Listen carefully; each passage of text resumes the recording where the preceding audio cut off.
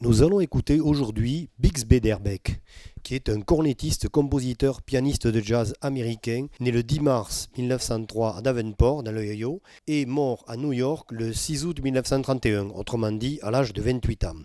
Né en 1903 à Davenport, Bix Beiderbecke apprend en autodidacte le piano et le cornet. Il se passionne pour le jazz et est très influencé par les trompettistes Nick LaRocca, membre, vous savez, du premier enregistrement de jazz en 1917, membre de l'original d'Excellent Jazz Band et du mythique Emmett Hardy. En 1921, il commence à se produire professionnellement dans des orchestres de danse de Chicago et sur les riverboats. Il a l'occasion d'entendre les grands trompettistes de l'époque comme King Oliver et Louis Armstrong. En 1923, il rejoint le groupe Les Wolverine, le Wolverine Orchestra, dans lequel il joue principalement du cornet, mais aussi parfois du piano, avec qui il enregistre ses premiers disques pour la marque Gennett Records.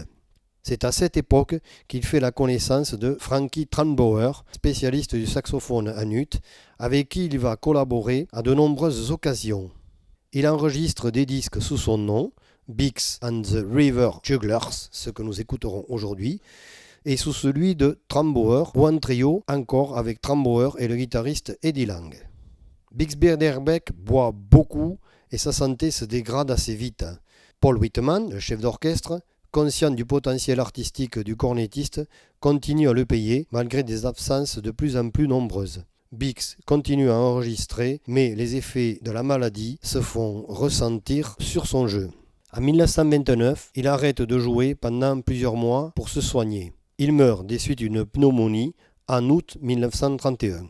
Alors pour parler du style un petit peu de Bix Beiderbecke, Bix était aussi fasciné par la musique classique et en particulier par les compositeurs français de l'époque comme Claude Debussy ou Maurice Ravel. Il a même composé des pièces pour piano fortement inspirées par cette esthétique. In the Mist, par exemple, qu'il a enregistré en 1927 et qui constitue son morceau le plus célèbre.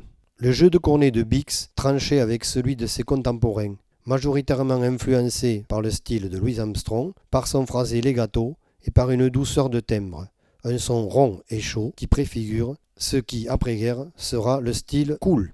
Nous allons l'entendre ici avec son groupe, Bix Beiderbecke and his Rhythm Junglers, et nous écouterons successivement Toodlin Blues et Davenport Blues, tous deux enregistrés en 1925.